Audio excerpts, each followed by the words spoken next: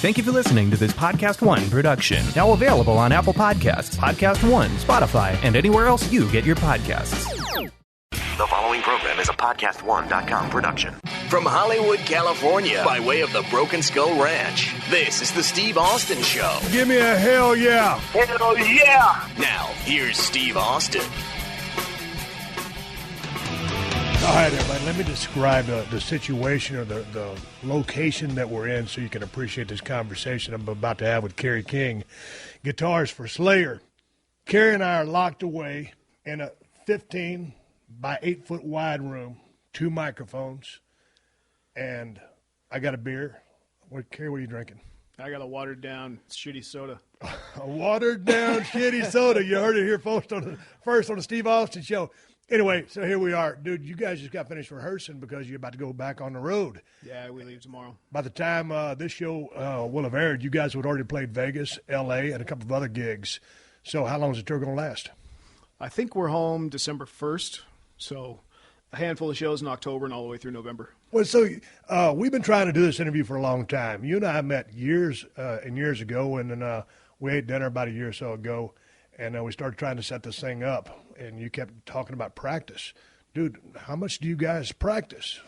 Well, when we started to set this thing up, I think it was before the first European run. They were home for a few weeks. Then there was a second European run. They were home for 2 weeks. Then there was a South American run. And I've just been home for about 2.5 weeks when we start this U.S. run. So just getting different songs. Paul just got back in the band, March? So it's just reinforcing songs he might have known in the past, songs he may never played before, and just, making sure you're ready because, you don't want to go out there at the first show and suck. You want to go out there and give the people at the first show the same people that give the people at the last show. So right. We put effort into it. A lot of the players have remained the same in the band. Obviously, with the passing of Jeff Hanneman, mm-hmm. That's been fairly recent. How is that transition gone? I mean, I know you guys basically founded the band back in the day in '81. Yep. What was about that cat when you guys met? Y'all just clicked. It was funny. I was in a band with Tom. It was like a top 40 radio kind of band. I wasn't a metal kid yet. I was only 16, and my guitar teacher at the time was priming me. I could tell he was priming me to take his guitar player spot because I was you could manipulate me. I was a 16-year-old. I had no set ways of doing anything. I was just happy to be on stage. I'm like, wow, my guitar teacher wants me in his band. This is cool, So Tom was a singer, and that, didn't last very long. And I kept Tom in the back of my head. And at this point, I knew I wanted to be in a metal band. Right. So I was looking back in 80, 81, looking in the Recycler newspaper. I don't even know if they still have that, but That's where you looked if you wanted to get in a band. You looked at so he was looking for bands, and I went and auditioned for this band that essentially was a Leonard Skinner, Blue Oyster Cult type band. Nothing against that, but that ain't what I wanted to do. Right. And I knew that when I went in there and played with them, and I saw Jeff on the way in. I said, hey, what's up, I get done and I come out, and Jeff's playing guitar. He's working the desk out front, just playing guitar because he's got nothing to do. He's just killing time playing guitar, and he's playing songs that I want to play that I know. And I said, hey, dude, you in a band? And he said, no. I said, would you like to be? And I played with Jeff a handful of times. I played with Dave a handful of times. I brought me, Dave, and Jeff together. And then I hit up Tom and said, hey, man, I got something. You should check it out. Right. So what was it about you guys that just clicked as a unit? This was the kind of music that y'all wanted to make with, the debut album, Show No Mercy. Well, we played our stuff. Me and Jeff would go hang out and see bands. We saw Metallica at the Woodstock in Orange County, right, of all places. And we were blown away. We were already into Motorhead and Venom, and there was a lot of talk of the Metallica guys. So we're like, let's go check this out. And they were doing what we were doing the way we wanted to do it. Right. We just weren't there yet. They were probably 6 to 8, 12 months ahead of us. Just with shit togetherness. Right. And even back then, I look at Dave Mustaine, and to this day, I love him as a guitar player, one of my favorites. And I saw him playing, and it just blew me and Jeff away that he's just ripping solos and looking over there. And he's not even looking at what he's playing, know? And we were just like, man, that's awesome. And we were just into it, Me and Jeff were like 6 months apart in age. We were just like the same person. Right. So you guys hit it off. Well, you mentioned Dave Mustaine. Is there any heat anymore between you two guys? Not really. We've done the Big Four shows. Yeah. We did the American Carnage, Canadian Carnage, Slayer and Megadeth shows. Dave's a unique individual. Right. Well, I mean, seemingly everybody in this industry is a pretty unique individual.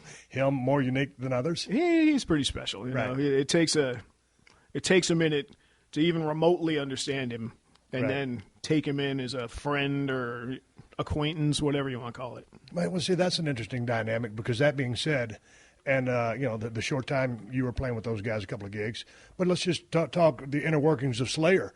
How tough is it for you guys to all stay on the same page and not hate each other? Because, man, sometimes it's going up and down the road in my business, the old business is pro wrestling. I mean, we're not a band. It's all everybody for themselves. But, sometimes, shit hits the fan. It's like, hey, fuck you, dude. How do you guys remain, so composed and friends after all these years? When you hear, like bands like the Eagles, all those guys will fly to a gig on a different jet because they hate each other. I know, I heard a lot of bands like that. Yeah. So how have you guys weathered the storm?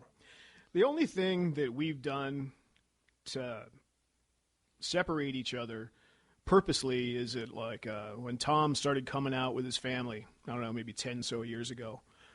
And, I said, it's probably a good idea if you get your own bus, because you never know what's going to be going on our bus, and, for the band, kids keeping you awake all night, if that's what would happen. Kids stumbling in on something they really don't need to see. That's something. But that's the only thing. We fly together. We're still on the same bus. We take off on the same bus in a few days. What took me the longest time to figure out for myself personally was what not to say to people. Right. You have your opinion. Somebody's pissing you off that day. You don't need to say it. Right.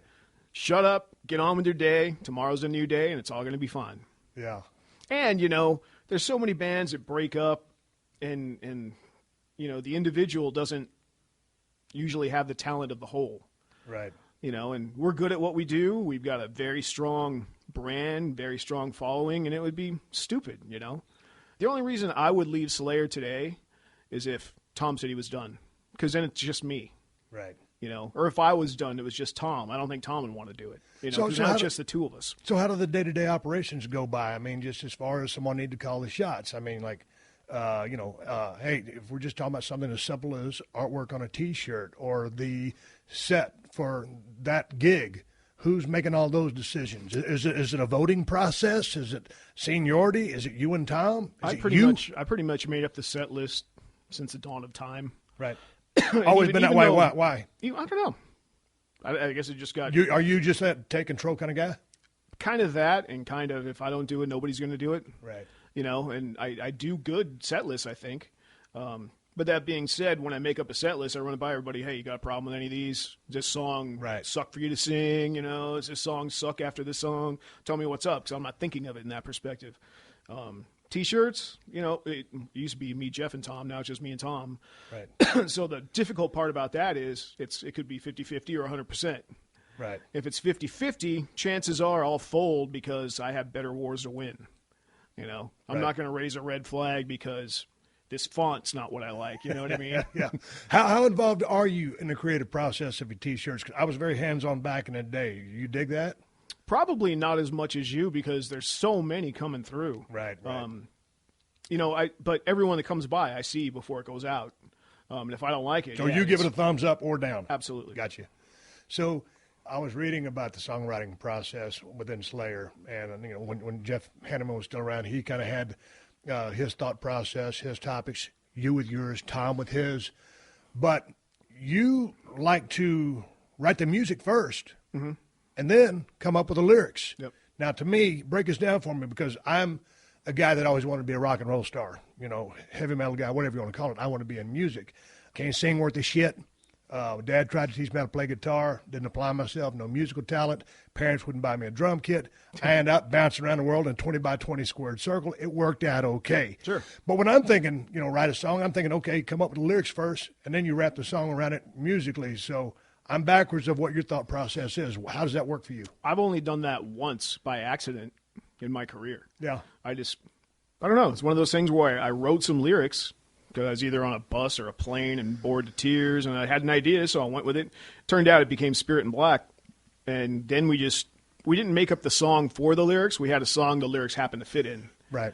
And that's how that one came to be. Other than that, 98% music comes first because it's a me and Jeff arranged song, a musician, not a lyricist. I mean, we're both, but we're musicians first.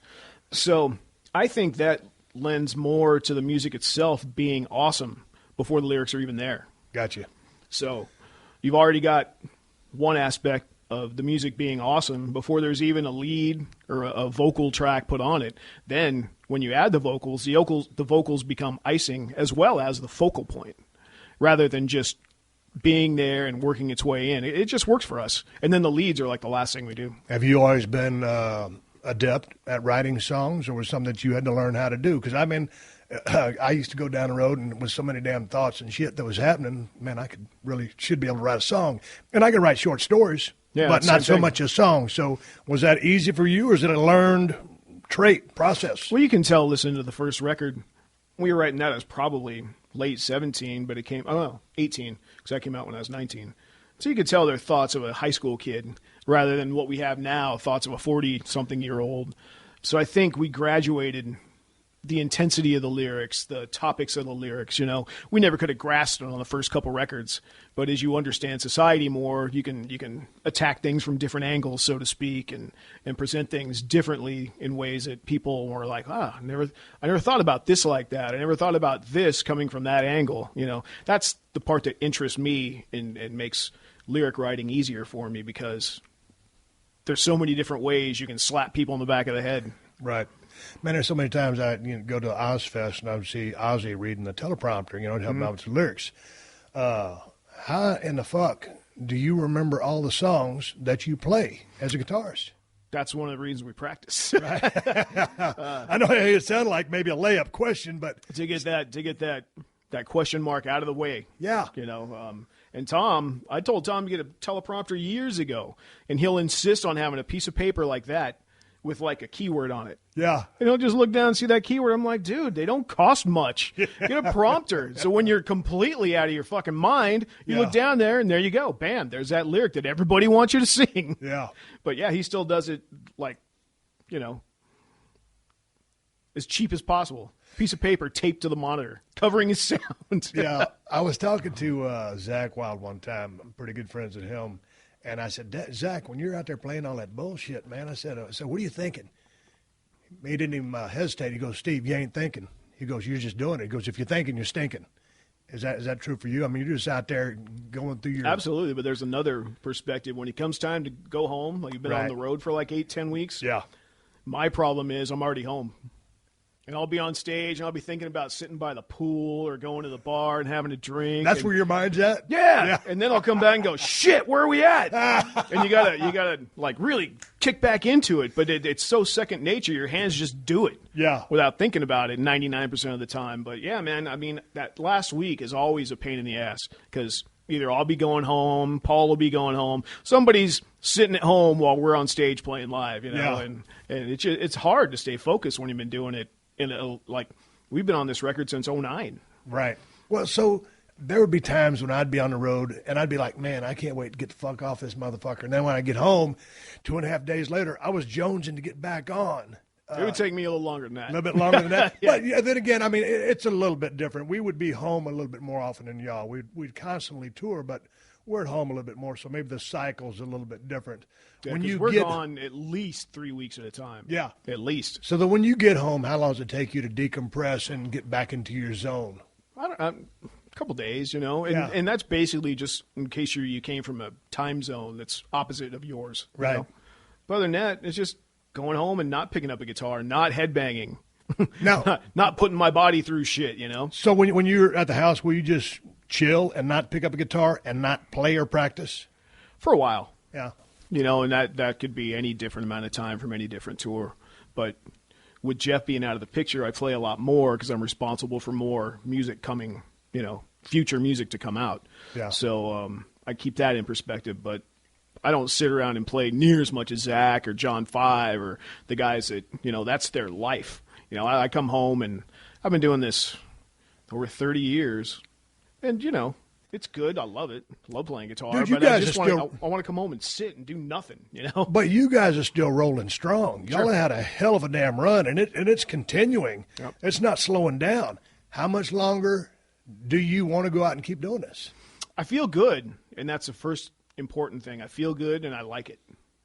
If I didn't feel good and like every show hurt, Right. or I had to take cortisone to get through a show or something, then I'd have a totally different perspective, you know. I think this has kept me young, actually, believe it or Right. not. Well, yeah, it's like, when people stop working, that's when they kind of start feeling old. But, Yeah. being on the road can be a real grind. It is. By the same token, it's a blessing to be able to play music and get paid for it. But at the end of the day, that's what you do for work. Uh-huh. So it goes both ways. Tom Araya, am I pronouncing his last name correctly? He had some surgery on his neck. Yep. What exactly? He had some fusion? I think it was something similar to what you had. Yeah, so I had a 3/4 fuse, but I know, my point is that kind of the way he was banging his head Yeah. took its toll on his neck, and now he kind of restricts himself from doing that, had the surgery, he's in a better place. What kind of injuries have you racked up through your 30 years on stage? You had to have some crash landings and some fuck-ups. Or you feel good? Mm-mm. Knees good? The only Hips thing, good? the only thing that happened like 3-4 summers ago, I don't know if it was vertigo, but we were playing with Maiden at Nebworth 4 or 5 years ago. And it was after we played late at night, and on that particular bill, we played like 4 in the afternoon. And the night prior, I was up with Dave Murray to like 4 a.m. drinking in the bar. Yeah. And, so I probably went on stage half cocked still. Yeah. Didn't get enough sleep. Yeah. We got off stage. The party started again, 5 in the afternoon. And we got we had to take a ferry to get to our next place. So we get out of there, drinking, get on the ferry, drinking on the ferry, get off the ferry. We drive from somewhere in France to somewhere we're going in Austria. I got off the bus, feel great. And we had 2 shows in a row coming up in Vienna, Austria. So I wake up that afternoon to my wake-up call. I can't describe what was wrong with me. I thought I had food poisoning because I couldn't stop throwing up. Right. Then I realized that by what I was doing with my head was making me throw up. It wasn't because I don't eat weird shit on the road because Right. I'm deathly afraid of getting food poisoning. Right. So what I came to realize is I'm sitting above the toilet hurling one night, is if I went in a head banging motion, Yeah. my head thought it was going like this, and it would instantly make me puke. Right. So I had to sit in bed, and then as that day went on, I kept having my tour manager call me like every hour. I said, push the show as long as you can. Push the show as long as you can. I'm going to try to make it. And then he called me at D-Day. He said, this is it. You're making it or you can. I said, I can't stay out of bed for more than 15 minutes. My first show ever canceled. How long did that last? If I was 5% that day, the next day I was 10. Next day I was like 18. Next day I was about 30. Gotcha. And it was a slow comeback. Yeah. And I attribute it to being exhausted and dehydrated. Yeah. Because Tom had something a little bit similar in Australia one year. And, he looked like he was sick and going to hurl, and he was drinking a shit ton of coffee, and he wasn't getting any sleep. So it's a little different than drinking a shit ton of liquor and not getting any sleep. Right. But the same effect. Yeah. And I didn't headbang for like 10, 12 shows, and then we came back into the Jimmy Fallon show. So it was right after World Painted Blood came out. And that's when I'm like, I'm going for it. And I gave it enough time, and I felt good. And I felt good ever since. So you're 46 now? I'm 49. 49. You're older than me. I got you in dog years, though. I got some miles on me. Talk about life on the road. Towards the end, I started slowing down a little bit because I couldn't recover as fast. Back in the days when you were a kid doing this stuff. Oh, yeah. You're invincible. The drinking and everything. It's kind of changed, or has it? Have you slowed down? Have you starting to pace yourself now? Well, the way this is funny. Way I know I'm not an alcoholic is I don't wake up. You in quit the morning, again. Yeah. I don't wake up in the morning and need to drink. Right. And that's how I know. I mean, once every 6-8 months, me and my wife will have what we call a day drunk. And we'll Right. get drunk in the afternoon, just drink till we go to bed. But that's not my life. That's not who I am. My thing's more of a social thing. After the show, I got so many friends in this business and your business. Yeah. And I just saw Jericho. And he played like 2 miles from my house. I'm like, man, I can't snub Jericho. I got to go. Yeah. And then we end up at my house and we drank till 3 in the morning. But it's just the kind of thing where you come through town and your friends want to have that shot with you. You know, they want to have that drink. They want to hang out. And that's just who I've become and who I am. So I'm glad I don't need to wake up and have a beer or something, because that would end my life a lot quicker, I'm sure. How's the camaraderie on the road? Because, you know, we would cross back in the day when WCW was still around and I was in WWF, or vice versa, you know, crossing territories and maybe staying in the same hotel, you know, and then, of course, it'd be Drink Fest. You know, that's the environment you guys are in all the time. So it certainly lends itself to a sore liver down the road. Absolutely. And with that being said, there's restaurants I go to, like in Indianapolis, for instance. I know the head bartender at St. Elmo's Steakhouse, you know, what most people say is the best steakhouse in town, either that or Shula's, and it's right down the street from where the Colts play. And that guy comes to our show every time we come through town, and right around the corner. Indianapolis is one of my second homes for some reason. Never lived there, just one of my second homes. There's another place, guy used to work at the Hard Rock Cafe, him and his buddy, and they always come to our shows, and it's on when I'm with those guys. Right. It's on. So it always hurts when I leave Indy in more ways than one. But you're just drinking or just having fun because you like to. You don't just throw down because you got to rep the Slayer brand. Yeah, that's not my style. I mean, it might turn into that. Right. It turns into that, you know, more often than it doesn't. But especially in Indianapolis and some of my other home away from homes. Like, I got a football buddy, and he lives in the Keys, so he'll usually come to Atlanta or anywhere in Florida, or sometimes Michigan, because that's where he went to college.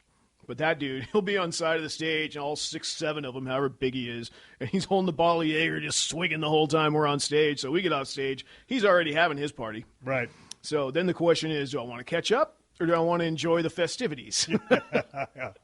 Hey, man, how did you guys come up with the name Slayer? Were there any other options? Were there any front runners? Or who came up with the name? That was the front runner. If I'm not mistaken, that was Jeff's idea. You know, without the logo, just the name itself. Right. And I think there was 3 we were looking at, and I couldn't tell you what the other 3 were. I mean, for a long time, even to this day, people will say, so you got Slayer from Dragon Slayer. And I'm like, no, that's a rumor that we never started. I don't know where that came from, but a lot of people think we did. But the other 2, I couldn't even tell you what they were. Probably a good thing. I mean, we got a pretty good one. Man, I'm a big fan of art in general, specifically stuff on album covers, T-shirts, that kind of stuff. How did you guys hook up? Larry Carroll has done all of y'all's covers, or He's 3 or 4 of them? 4, yeah. How did you guys he hook did up the with that last cat? 3 when Dave was in the band, and when Dave came back to the band, he did the first one, which I thought was cool. Yeah. And I have that one.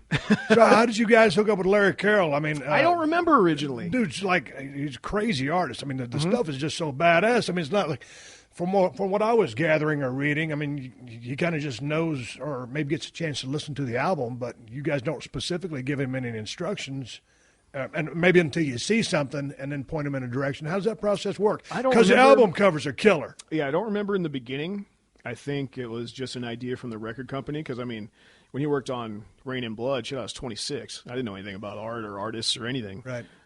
So somebody had to suggest him, and then when we got that, when we liked it, so we kept going. We kept going with the same team. We had the same engineer. We had the same artist up through Seasons in the Abyss. And then, you know, we got him back when Dave came back. And around Seasons and certainly Christ Illusion, like, we would give him song titles or the lyrics. So here, read this. You know, he makes nightmare art, what I call it. It looks like just shit nightmares are made of. Right. And then he presented his first idea for Christ Illusion, and we just redirected a little bit. Right. You know, the idea is basically what he came up with, but we made Jesus a little more fucked up. That's like the end of it. It's a badass cover. Yeah, I love it. Yeah. You were talking about Seasons in the Abyss. It was about 1990. I was wrestling in Dallas, Texas at the time, in Metroplex Arena for Gary Hart. I just stopped wrestling with WCCW. Slayer came through. They needed some big guys to work security. Somebody contacted me. I actually worked security at a Slayer concert at Dallas Metroplex when you guys came through on the Seasons of the Abyss tour. Things have changed. It's gotten into a bigger machine. I mean, with the explosion and y'all's popularity. Well, I think that was the tail end of where we were really trying to change what security was. Because security didn't understand what we were doing, and if somebody came over the barricade, they were just out. No matter how Right. much that poor kid paid for his ticket, Right. if that was all the money he had for his ticket and he inadvertently got thrown over in the second song, he's out of the building, and we wanted to change that. So what is y'all stance on that? Because basically, man, I was pretty jacked up. I had a long blonde ponytail. I was walking around. I didn't do a damn thing. I was enjoying the music and checking everybody out, and it was a great time.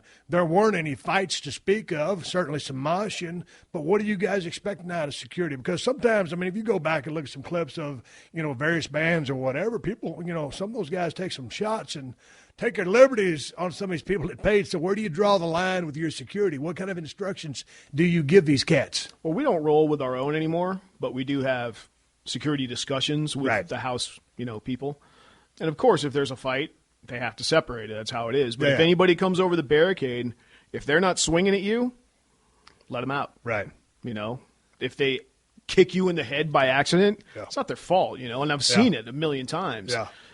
Some guys don't belong down there, and if Tom sees it, if we're running 2 songs together, he'll stop and point at that dude and get rid of him. Right. And of course the crowd loves it and think they're doing it, Tom's doing it for him, and at the end of the day, he's doing it in their best interest because that guy's going to fuck somebody up that don't deserve getting fucked up. Yeah. It's just tough, man, because you can't be down there and police everything. Yeah. But some of the clubs, like the show y'all going to play, y'all will have played, the Palladium in L.A. versus some of those big outdoor festivals where you guys have, I don't know, how many people are there? 100,000? We did Mayhem in 2012, and we did the biggest one ever in San Bernardino, and I think they had 25,000. But, yeah, we bid big places like that. Actually, the Big 4 shows, we did the one in Coachella, which had to be 60,000, 80,000. We did the one at Yankee Stadium, and the ones in Europe were over 80,000. So, dude, what are you thinking when you're seeing that sea of people digging your music? It's just, is that a bigger high than a small club? Or do you dig the intimacy of that small club and being able to rock that thing with the acoustics? I think that intimacy is more fun for me. Right. But at the end of the day, I try to put on the same show because if you're playing for 20, 200, 20,000, 100,000, everybody paid. Right. And they deserve my best. That's another reason I don't drink during the day. Right. That's another reason. I mean, I've broken that rule maybe 10 times in my life, usually with Zach Wilde. Right. I got bored. I got barred by Bob Brand from coming to Zach Wilde's house because every time I would go, I would take a half gallon of wild turkey and our Crown Royal, and we did some stupid shit, and Bob Brand said, if I come up, I cannot bring the Crown Royal anymore. Well, he's your size. He's giant.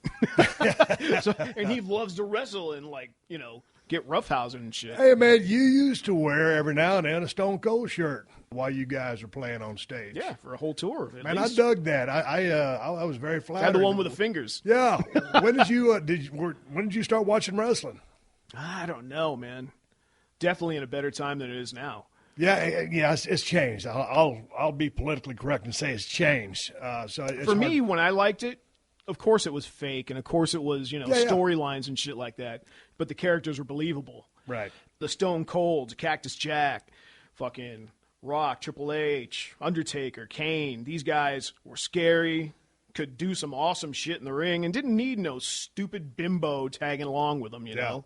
And I liked it for that. It was cool. I went to a bunch. I went to WrestleMania 2000 Anaheim. I went to one of the other pay-per-views. I got my floor seat still. I met you at one of them. Yeah. Same one I met Jericho at, whichever one that was. Speaking of, we keep, in our conversation, we talk about Dave or Paul, the drummers. They keep seeming to rotate. Dave Lombardo come in, Paul Bostaff, is that his last name correctly? Bostaff. So what's the story on the comings and goings of the drummer? Well, Dave, I mean, he'd been back since 2001, 2, something like that. He came in when Paul left the last time. And every time Paul's been in the band twice, and he left, on good terms. He just thought there was something else out there for him. And he's been my friend for all these years.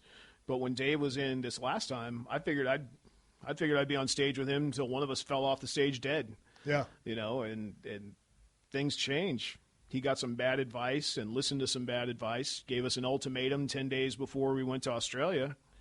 And I said, I can't have this over my head.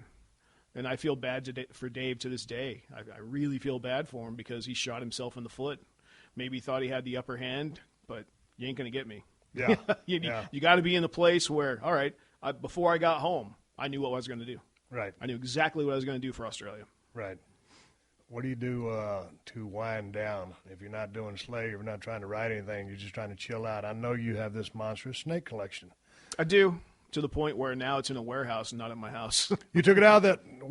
When I came over the one time, it was in the laundry room? The garage. The garage? Yeah. So it's in a warehouse? Yeah, my wife wanted the garage back.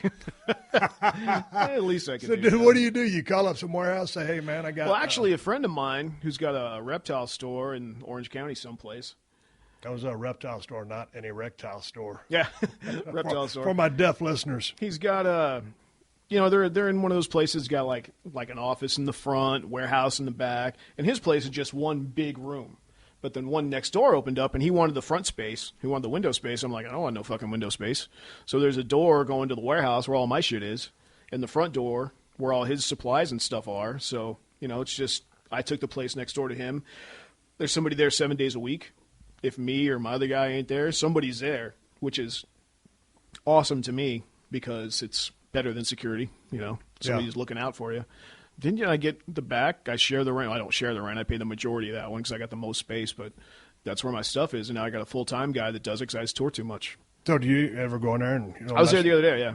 What do you do? You just mess around with them, check them out, Well, I mean, look we at probably them? had 500-600 babies this year. So we're still in the process of picking anything that I might want to keep, anything that's going to be top dollar, anything's going to be wholesale. It's just, decision kind of things. So, man, are you breeding them, then selling them? Mm-hmm. And that's part of the deal? Probably the biggest carpet python breeder on the West Coast, at least. Could be in the States. Is there paperwork that's got to go with every single snake, all that? I don't ship overseas where I would need that. Right. I used to have an import-export permit, but, Europe's ahead of us. So if somebody wants one of my snakes, they want it because it came from Kerry King. Right. And then it just becomes a hassle, and you're paying more shipping than the snake's actually worth.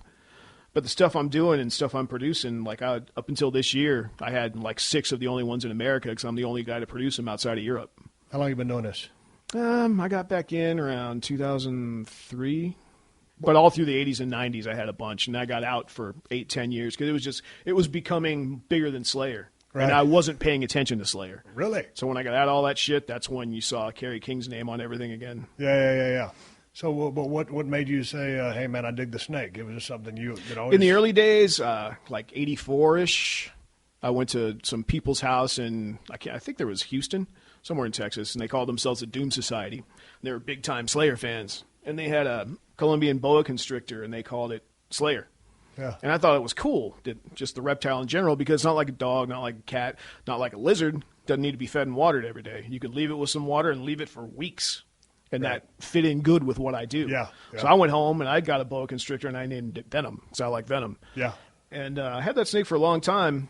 And, 1 led to 2, 2 led to 10, 10 led to 50 at my parents' house. And that wasn't a good idea. But I moved them into the garage there, and that's how I had them there for a while. And then when I got my own place, they came with me. This is the Steve Austin Show.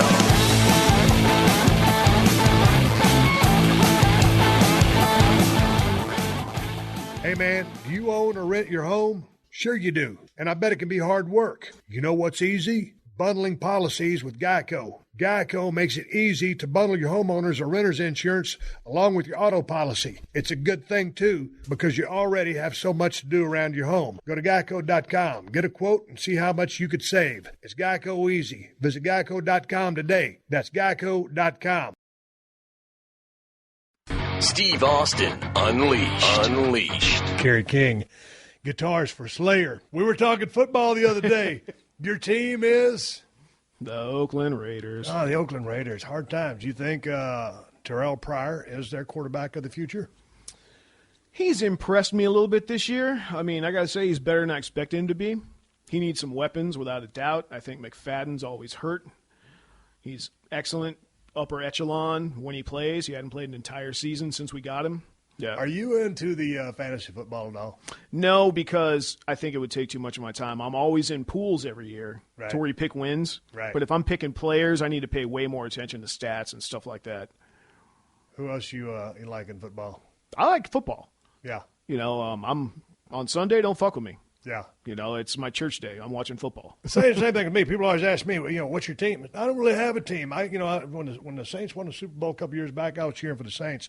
But I kind of float around, watch the different programs, like what Harbaugh's done with the 49ers. Like what the other Harbaugh's done with the Ravens.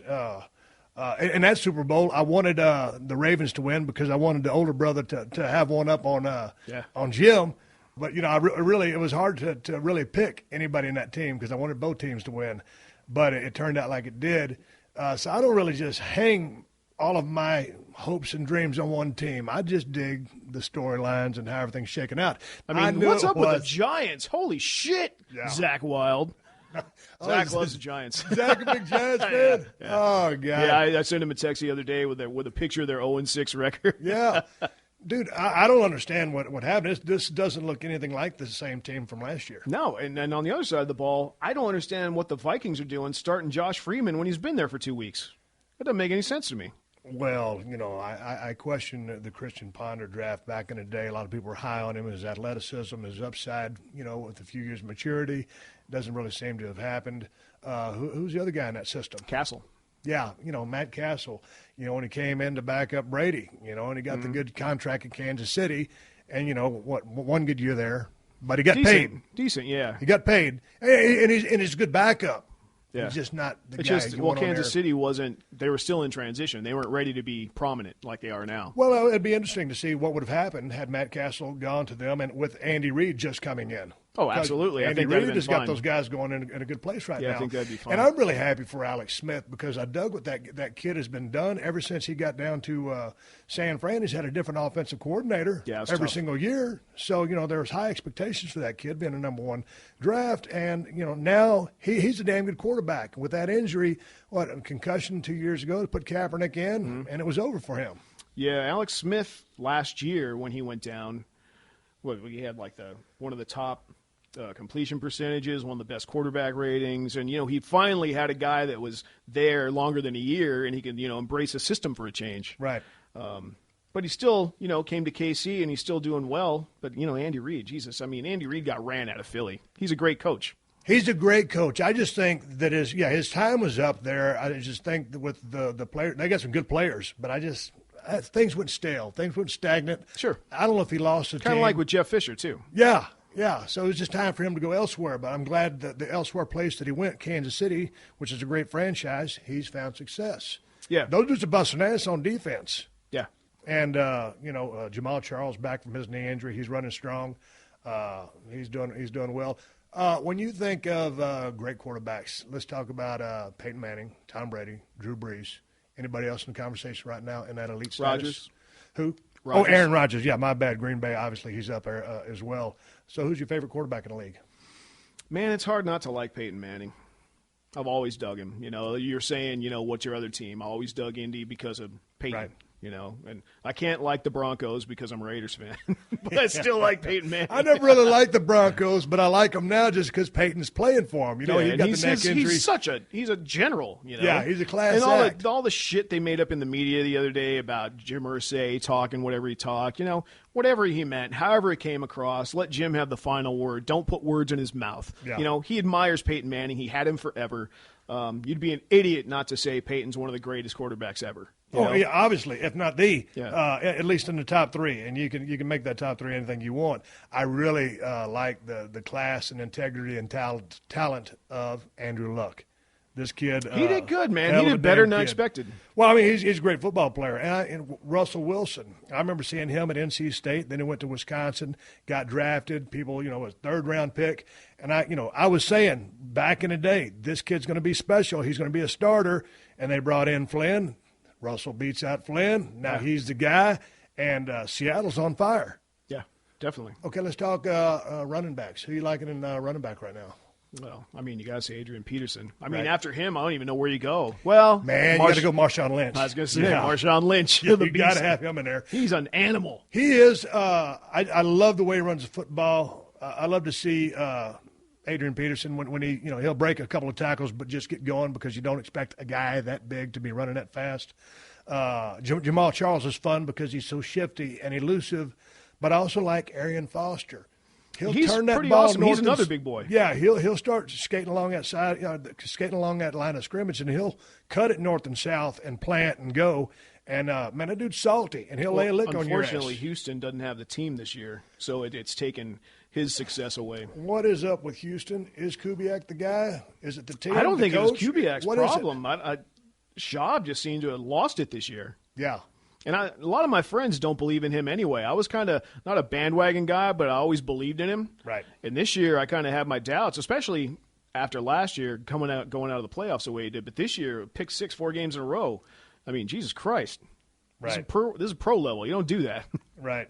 Let's talk on the defensive side of football right now. Any favorite players? There's a lot, man. J.J. Watt. I love J.J. Aldon Watt. Smith before he torn himself in. Man, what happened to Aldon Smith? Man, I mean, golly, this kid is lighting it up. He's too young and couldn't handle the pressure of his age and what he had to do in life. Right. But J.J. Watt's sick. Jared Allen's sick. Linebackers, Patrick Willis. And Navarro Bowman for San evil, Fran. Evil. Richard Sherman for Seattle Seahawks having a hell of a year. Yeah, he looks like the new Revis. Yeah, he does. Man, I haven't even caught any. Revis down in Miami, right? He went to Tampa Bay. Tampa Bay. I knew he was down there in Florida. So how's he doing in Tampa? How's he doing in Tampa Bay? I don't know, man. I haven't watched any Tampa Bay games since the Josh Freeman fiasco came up, and they wouldn't let him play, and they cut him. And dude, what was that all attributed to? I don't know, man. That's a weird one. Do you think Greg Schiano has that team on the right track, or is he a college football coach? Most times I would say college football coach about anybody. Right. You know, I mean, look at Spurrier. He tried, and, you know, a number of other coaches. Saban. I think when you're at a college level, you're more apt to take direction than you are when you got money in your pocket. Right. It seems to me that's the way it is, because when a lot of the college people come up, they just can't reel that team in. You know, Chip Kelly, his first performance on the first game this year, I think it was a Thursday night, I was watching that. The Eagles looked unstoppable. Lit them up. And then they figured him out week 2. Yeah. And they were laughing and smiling over on the sideline. They were happy, and everybody thought, hey, man, this is the next big thing to watch. And so it hasn't turned out so much. I remember a couple of years ago when Tampa Bay was playing New York Giants in the playoffs and or some part of the season, and it was like the last play of the game. And Greg Schiano had his players fire off. And Coughlin, I don't know if you remember this, but ate his ass out. He goes, man, we don't do that. This is pro football. Yeah, for going like Yeah. Basically, the last play of the game. It wasn't going to change anything. He was going to try to force a fumble and get a Hail Mary play. No. But so, and that's that college mentality. Now, I love what he did at Rutgers. Obviously, he's a good coach. But sometimes that just, I mean, look what happened to Nick Saban. You know, he went. He tried to. Yeah, he tried to, and then not so much. I'm happy to see Pete Carroll have the success after he's gone back. Now, of course, he ran USC's program into a shit pile of problems with all the sanctions that they had going against him. But now that he's been at Seattle for a couple of years, they got things on the upswing. Russell Wilson in place, Marshawn Lynch, defense playing lights out. So, and as long as they're playing at home, they have a good shot at. Yeah, it's pretty much over. Yeah. You into any other sports? I like hockey, probably second best, but I don't follow it. I don't have the names like I do when we're talking football. Yeah. We're like blah blah blah blah. You know, I got it all down, like right here. Do you follow the college football game at all? Not college as much. You know, I pay more attention later in the year when I'm thinking about who's drafting who. No, okay. Well, let's stay on the pro football then, because what do you think, dude? I mean, now seemingly in the last 2-3 years, I mean, it's one head injury after another, man. Concussions popping up like a and they're trying to get rid of it, and it seems to be more prominent. I know, but just guys are going down left and right. I mean, and, with all the ACLs we just got finished talking about, man, these guys are dropping like flies. And I don't think, well, they're never going to turn that around. They're never going to stop it. But I'm wondering, how many changes can you make to the game of football before you start turning people off? Yeah, I totally understand what you're saying. I mean, I'm not turned off yet, but I completely understand no fun league. Right. I miss the kickoffs. I miss the kickoff returns, and I understand why they got rid of it. Doesn't mean I don't miss it. Right. You know, I miss it. I miss it every time there's a kickoff and you see it sail out of the end zone. It's like that takes out an exciting part of the game. But I mean, at the end of the day, if these people are getting injured and there's not going to be a guy to run the ball back, I guess you got to take care of them, right? Right. Coming right back. Don't you dare move. The Steve Austin Show. The Steve Austin Show.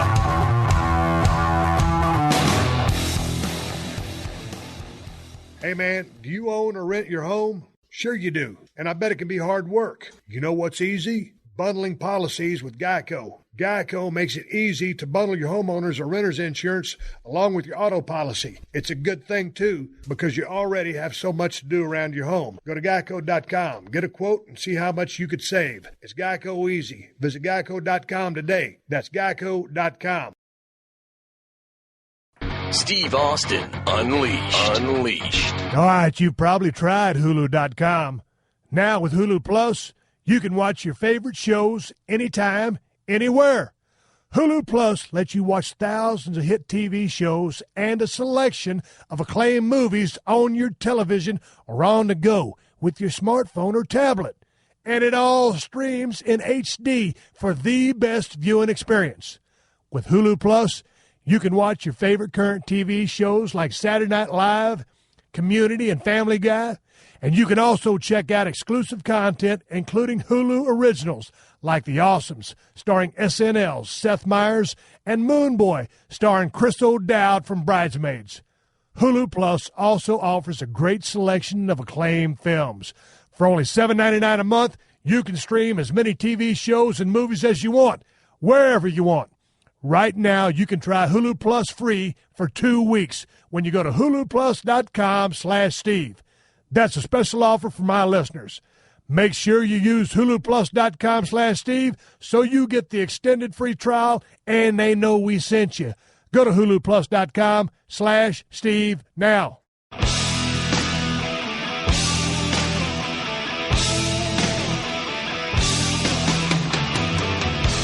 Kerry King, guitarist for Slayer. Hey, let's get back to music. Let's talk about Slayer a little bit more. You guys have been supporting this same album for a while now. Will you come out with another album soon? The thought process now is to record in January. So, and we've got loads of material, me and Paul, that I worked with me and Paul as well as me and Dave before Dave left. So we've already got plenty of stuff. We just got to get done touring so we can clean up that stuff and record it. But the plan is, at this moment, January. So it would be out before the summer. How many songs you got? Me and Paul are playing 11. There's 2 he doesn't know and another one, so 14, 15. And did you write the lyrics to all these? I got lyrics done on 7 of them. Tom contribute the other ones? Or these are all your songs? 7's done so far. Okay. And you'll complete the rest of them? No, Tom could.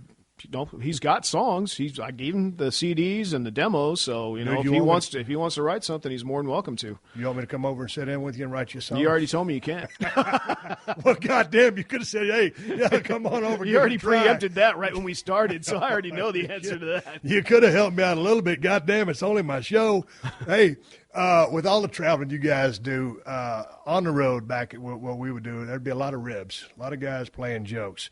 If we was in a locker room and you got all these damn padlocks, a lot of times if one of those things is open, it's going on someone's bag or someone's belt loop, just stupid shit like that. When you guys are out on the road, whether it's inner Slayer stuff or just inner band stuff with the people you're touring with, you guys ever ribbing each other? I think the crew more than us. Really? Yeah, the crew will fuck with each other a lot.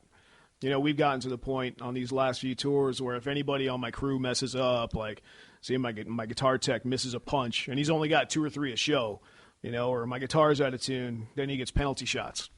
Yeah. If my production manager has a backdrop go off in a funny place, I give penalty shots for anything. If you look at me the wrong way, you're getting a penalty shot. Right. And usually it's a penalty shot to me too, because I'll drink with him. Yeah. But that's not even a joke. That's just our fun way of bonding after the show, more or less. But as far as pranks go, there's not a whole lot of pranksters. I mean, there's jokesters, but not physical prank kind of thing. Yeah. What do you guys, for you guys, if it's you guys and Slayers traveling down the road in a bus, you need a laugh, is there a go-to comedian? Well, usually we travel at night after the show. Right. So we're only up 2-3 hours, right, maybe, and then crashing the rest of the time. So we don't have a whole lot of together time. Right. Which is kind of odd. I mean, we are together, but, Tom's on the bus. He's sleeping before me and Paul are in bed. Gary's going to sleep early. I've gotten to where I'm going to bed because I want to get recharged for the next show. Got to think about that these days. I'm not 20 anymore. Yeah, that sucks. But that's the way it's the way it is. It beats not being old. I get asked all the time, this show, I do this show for the working man, Kerry, And I get a lot of cats that are in the same boat you and I are. They're bald. When did you go to the slick head look? When did I do that? 92? 92, I think, yeah. So obviously, I put tattoos on my head. Actually, I put tattoos on my head before I shaved it all off. I did what they did. Right. Shaved it above your ear a little bit. Yeah. And I put the tattoos on. And there's kind of a chicken shit way to do it, because I thought if I didn't like it, I can just grow my hair back. But it's also hardcore because nobody gets a tattoo on their head first. Right. And that's what I did. Right. So take me through your process. I get people ask me all the time, hey, man, how do you take care of your dome? And shit, I shaved this morning just for the hell of it. But, if I ain't trying to go do no gig, I'll let this motherfucker grow for, a week or so. I look like shit, but if I ain't got a meeting, I just wear a cap all the time. I always tell people, I'll get it down with my trimmer first, and then I'll put a layer of shaving cream on. But I always go with the grain when I'm shaving, Kerry. What's your process? You an against the grain guy? Absolutely. Against the grain? Yep. But a lot of people with tender heads will get those damn rashes and bumps. That's the only reason I tell them to go with the grain. Guess I don't have a tender head. I guess I don't either. But what do you use? Shaving cream, soap, and water? What? That orange cap thing. Fuck, I don't know. It's probably some Edge. Maybe, yeah. Yeah. Yeah, the one that comes two in a thing at Target. Yeah. Well, okay, now see, I go get my bulk razors at Costco. I'm a twin blade guy. I'm a twin blade guy. I don't believe in all that 5 and 6 blade stuff. I've tried 3, 4, and 5. I'm like, they got to be better now. No. And it doesn't work on the curves. No. If you're just shaving your arms, which I do for my tats. Yeah. Yeah, but to get all the roundness of the melon, it just doesn't work. It's too much. I mean, especially if you're going to do some, like right now, I'm about 2 or 3 weeks in. I got a bunch of growth on my face. Normally I just had the goatee look, but it's deer season. I had a little movie project get pushed, so I'm heading to South Texas. So I'm growing my shit in, my whole beard in for a couple of months. Yep. But when I'm shaving, man, I got to keep this motherfucker a little bit tight.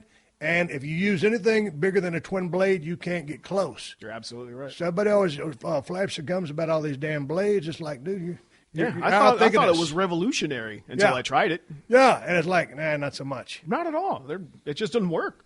I mean, for a face, yeah. If you're going for a clean face, absolutely, because you're not trying to stop at any certain point. Yeah. But then big motherfucking sledgehammer size 5-blade things, you can't control that at all. Yeah.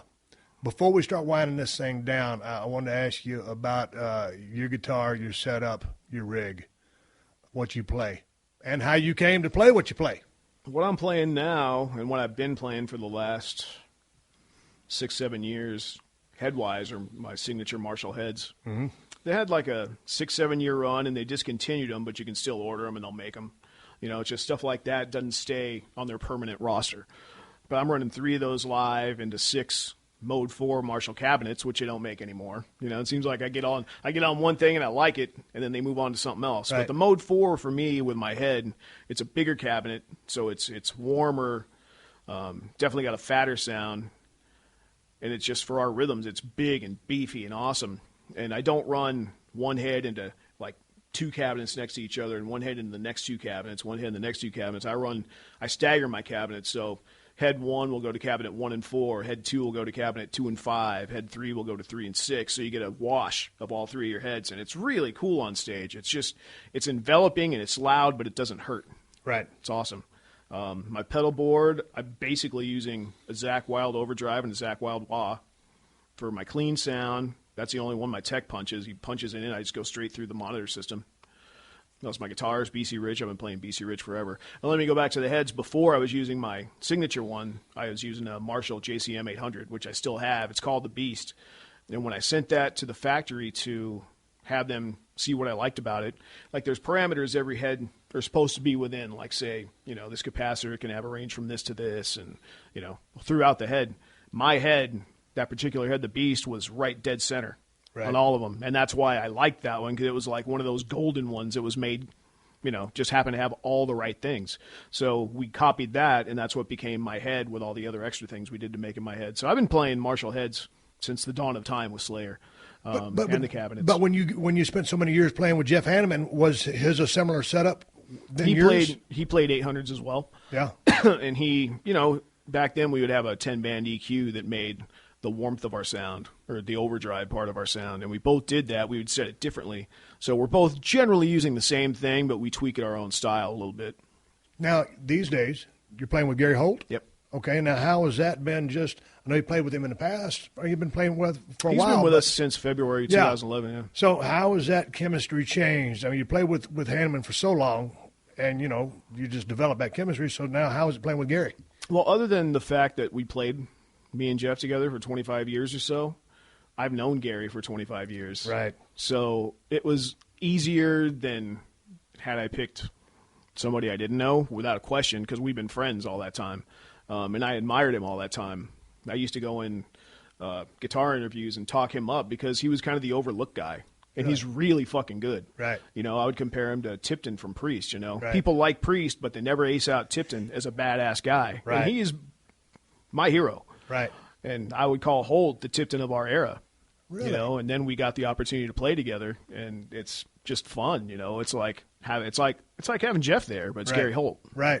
Well, okay, so speaking of some of the guitarists that you look up to or enjoy their playing, give me a couple of more guys that you dig. Oh, I could watch Zakk Wylde play all day. Yeah. That's just mind-blowing. I mean, I saw him, it was at San Bernardino, I can't remember what show it was. He was playing probably Black Label opening for somebody and did a solo. I mean, I'm a guitar player.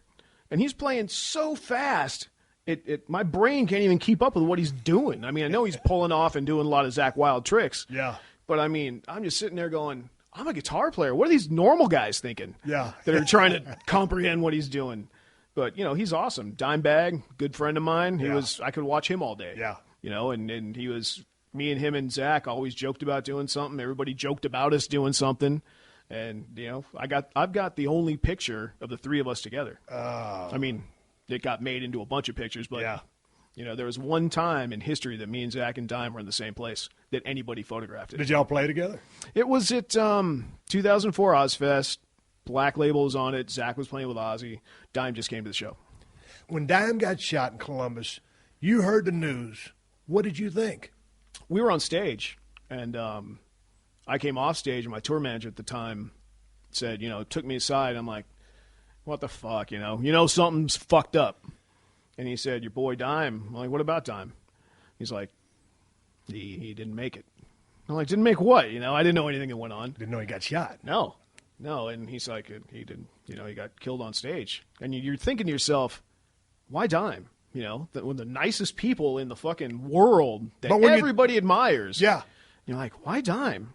Way more people hate me. But how did it happen to be him? But did you think that, hey, if I'm thinking a guitarist in a rock band dies on stage, I'm thinking scaffolding or lighting or something fell on him. I didn't think someone pointed a gun at him and shot him. Mm-hmm. So what did you think when you found out someone had shot him? Well, I mean, that was an incredibly difficult evening.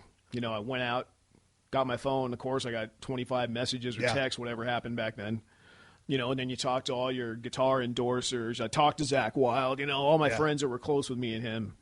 And, it's put it together, what are you going to do? Yeah. Just be fucking sad forever. Yeah. Well, I did an in-store, because that night we were in Billings, Montana, and I still got a poster from the Slayer show that night. The Dime got shot, and I'm like, I'm keeping that forever. But, right after that, I was doing an in-store run to where I was playing guitar and, talking to people. And I think it was in Seattle, somewhere in Washington. I'm the only one that had a Jaeger, so I can't give it to everybody out there. Midday, one of them days. We have those days. Yep. And I said, I'm going to do a shot for my brother Dime. And I said, all you hear, I said something like, 1, 2, 3, cheers, Dime. I said 1, 2, 3, and they blew my face off. Everybody loved that guy. Yeah, yeah. Hey, man, going back to the early days of Slayer, when you guys signed your first contract, in the business of pro wrestling, usually your first deal you get smoked on, or as we call it, we call it signing a starving rock and roll artist contract, because basically, you don't have any rights, you're getting fucked out of a lot of stuff, or you haven't got enough things negotiated in. Did y'all sign a contract along those lines back in the day versus where you are now with obviously all the control, if not the majority of control? Yeah, without question. We got signed when me and Jeff were 19. I think Dave was 18. Yeah. And we're just happy to be signed. Because you want to pay and you want to pay, you want to get paid and you want to perform. Yeah, you want to put out a record. And that's it. And you want people to know it. So when you come to their town, they're all into it. Yeah. And then like Rain and Blood, we're working on that one, and we went with Rick Rubin to a real, I shouldn't say real because Metal Blade is a real record label, but what you call a major label. And Tom, to this day, is really not cool with Brian Slagle. And the way I look at it, if it wasn't for Brian, we might still be playing in Orange County, that shitball fucking club. Right. Brian's one of my best friends. Right. Because I don't let business get in the way of people being my friend. It's business, and I understand what he did. He gave us a deal. We took it. Nobody else is going to give us a better deal than that, so why should I hate him? Right. A couple questions. I'll let you go. I know you got to get back to the house, and I appreciate you giving me the time that you've given me. I was, reading through some of, the notes as you guys were recording albums. And I guess the question I'm trying to ask is, how do you guys work with a producer? I was reading the name Rick Rubin in there a couple of times, and on the same page or not on the same page? Seemed like maybe there's some animosity there because you guys seem like, as you said in an interview, you said, hey, he's got a real good ear, but you guys know what you want. What's the operating process for how you guys decide on the final sound on your album? Well, Rick in the early days was way more involved. He was like an everyday producer kind of guy. He was in there, and then we did South of Heaven. He was still in there quite a bit. We did Seasons in the Abyss, wasn't in there as much. We did Divine Intervention, wasn't really in there at all.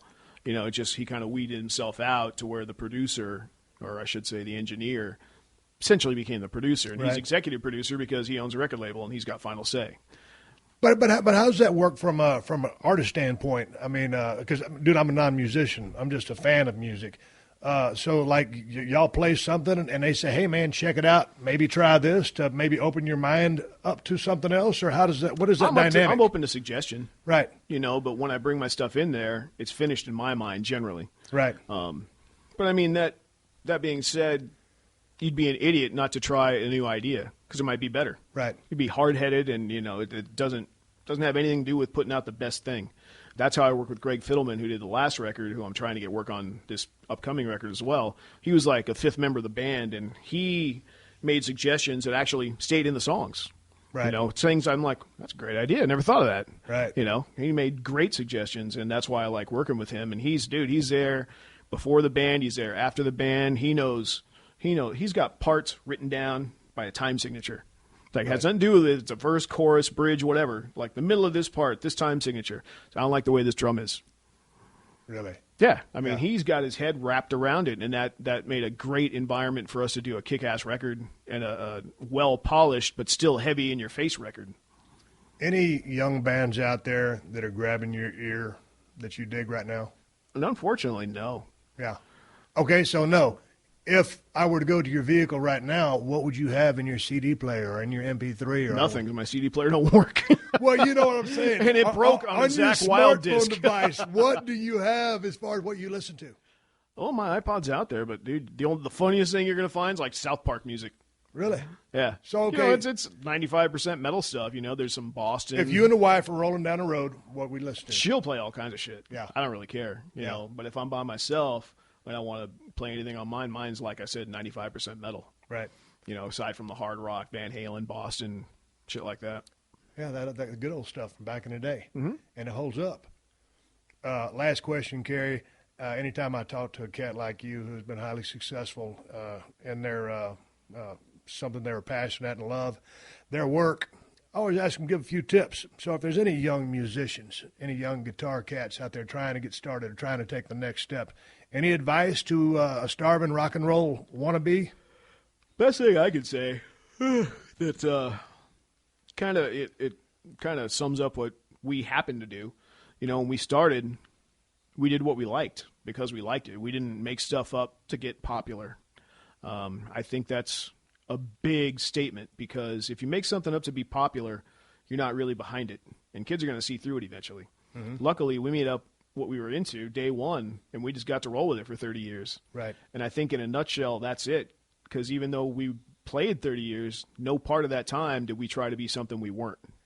And that's why kids dig it. And that's why you got the following, like an AC/DC following or an Iron Maiden following or a Judas Priest following. Not as much. But, you just give the people what – I mean, Funniest thing people ask me these days are, how's a new record going to differ from the last one? Like, why the fuck you want it to differ? You like what I do. Yeah. You know, I like what I do. The fans like what we do. Yeah. You know, I've said a million times, I think of us as the AC/DC of thrash. Right. You know, and I'm not saying that to blow sunshine up my ass. I'm saying that because there's a similarity. You know? And that's why the fans like that given band. So, you know, you gotta believe in what you do. You gotta like what you're playing so you can sell it. You know, you can be behind it. You know, and that's to me, that's the toughest thing. Doesn't matter how fucking good you are, because I know people out there that can play fucking circles around me, but can't write a song save their life, and they will never be anything. It sucks. And sometimes it's timing. It's like there's guys. Oh yeah, right place, right time for sure. Me and you know, finally the time presented itself, and I got my break. Yep. Did you have a plan B in your life? You've been doing this 30 years. You guys My dad had hit a plan grand B. slam. My What dad was it? a aircraft parts inspector. Yep. Until the day he stopped working. But early on, it was probably right before we did Hella Weights, so 84-ish, something like that. Like, he came to me and said, you know, I got a position in the company. They'll pay for you to go to school. You know, they wanted me to be an x-ray technician. And I went, that's cool, interesting. You know, and me being the guitar player, I said, so when I got to go on tour, can I leave? He said, no. I said, no, thanks. That sounds it. Yeah, and to this day, you know I can't do this forever, but I really don't want to be a producer because I don't have the patience for it. Right. But, you know, maybe something in music.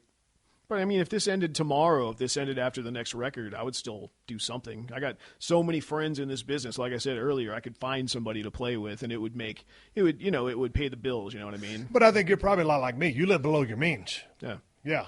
And just don't blow money like it's going out of style. Yep. So that's kind of been my MO. But anyway, shit, man, it's been good talking to you. I appreciate you coming on the show. Slayer. Hope you can come see us in Texas. I'm going to try to hit you up in Austin. Slayer's on tour. You can check. What's the website for that, Kerry? Slayer.net. Slayer.net. Slayer's on Twitter. Not specifically Kerry, but at Slayer's I'm not on Twitter. any of this shit. Yeah, hey, but Slayer's hey, got I'm its own throwing it thing. out there to do my due diligence. I appreciate you talking with me, and I wish you safe travels, and hopefully I'll see you in Austin. Awesome seeing you, man. Later. This has been a Podcast One production. Download new episodes of The Steve Austin Show every Tuesday at PodcastOne.com. That's PodcastOne.com.